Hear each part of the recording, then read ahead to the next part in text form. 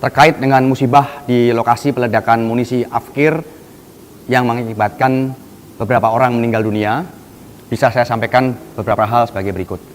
Tentunya mewakili TNI Angkatan Darat, saya awali penjelasan ini dengan ungkapan duka cita yang mendalam bagi para korban, baik yang berasal dari TNI Angkatan Darat maupun masyarakat sipil. Perlu saya sampaikan bahwa pada hari Senin 12 Mei 2025 pukul 09.30 waktu Indonesia bagian Barat telah dilaksanakan kegiatan pemusnahan munisi Afkir tidak layak pakai inventaris TNI Angkatan Darat di lokasi peledakan Desa Sagara, Kecamatan Cibalong, Kabupaten Garut. Pemusnahan tersebut dilaksanakan oleh jajaran Gudang Pusat Munisi 3 Pusat Peralatan TNI Angkatan Darat. Pada awal kegiatan, secara prosedur telah dilaksanakan pengecekan terhadap personil maupun yang berkaitan dengan lokasi peledakan dan semuanya dinyatakan dalam keadaan aman.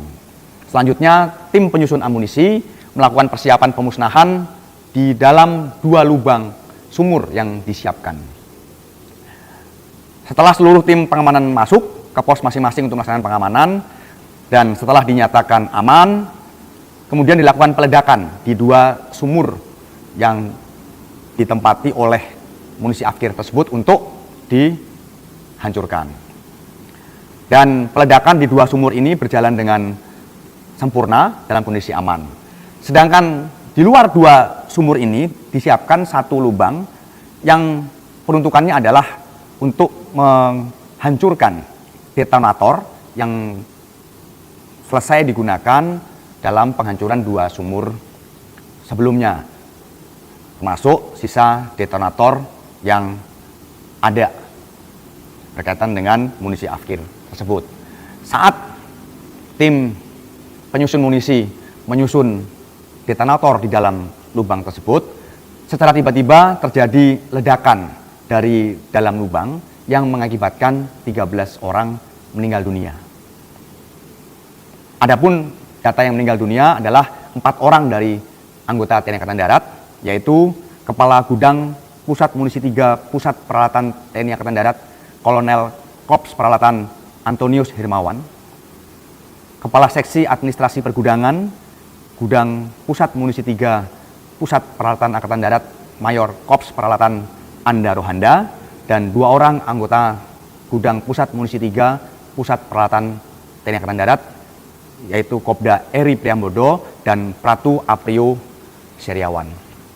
Lalu berkaitan dengan korban masyarakat sipil, itu ada 9 orang, yaitu Saudara Agus, Saudara Ipan, Saudara Anwar, Saudara Ius, Saudara Ius Rizal, Saudara Toto, Saudara Rustiawan, Saudara Endang. Saat ini semua korban yang meninggal dunia sudah dievakuasi ke RSUD Pamengpeuk untuk dilakukan tindakan selanjutnya. Selain melaksanakan penanganan terhadap para korban, upaya yang dilakukan saat ini adalah berkoordinasi dengan aparat terkait untuk mengamankan lokasi peledakan sampai benar-benar aman untuk warga masyarakat sekitar. Saat ini lokasi masih disterilkan oleh petugas karena dikhawatirkan masih ada beberapa bahan yang berbahaya atau perlu diamankan. Penyebab dari kejadian tersebut masih dalam tahap penyelidikan oleh tim TNI Angkatan Darat, termasuk terkait dengan korban sipil.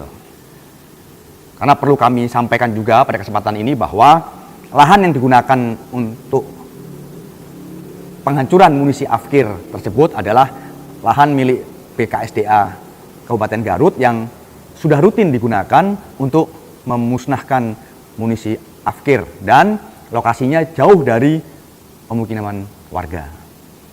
Sekali lagi kami segenap jajaran TNI Angkatan Darat mengucapkan rasa bela sungkawa yang sedalam-dalamnya terhadap semua korban, dan para prajurit TNI Angkatan Darat yang menjadi korban dalam musibah ini adalah prajurit-prajurit yang memiliki dedikasi yang tinggi, dan kami juga berduka cita berbela sungkawa atas meninggalnya korban masyarakat sipil. Kami mengajak seluruh masyarakat Indonesia untuk turut mendoakan para korban dan semua keluarga yang ditinggalkan diberikan ketabahan. Kami akan melaksanakan investigasi secara menyeluruh terkait dengan kejadian ini dan akan kami sampaikan informasi selanjutnya berkaitan dengan perkembangan dari penyelidikan untuk investigasi yang dilaksanakan.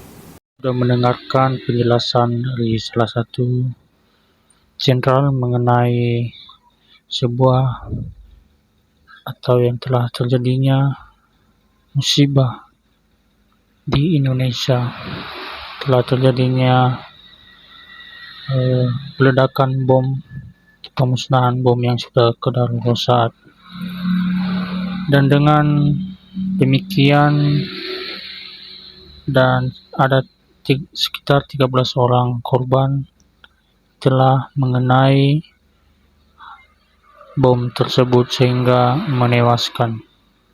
Dan terkait masalah hal tersebut tadi Jenderal sudah menjelaskan dalam bentuk video dan hal lainnya nanti akan diberitakan atau dipemberitahuan lagi mengenai apa yang sudah telah terjadi mengenai peledakan bom ini. Dan bagaimana menurutmu dan tanggapanmu mengenai hal ini tersebut? Karena ini juga seharusnya bisa diwaspadai atau bisa diatasi oleh tentara kita di Indonesia ini. Dan berikan pendapatmu di kolom komentar biar kita saling diskusi bersama.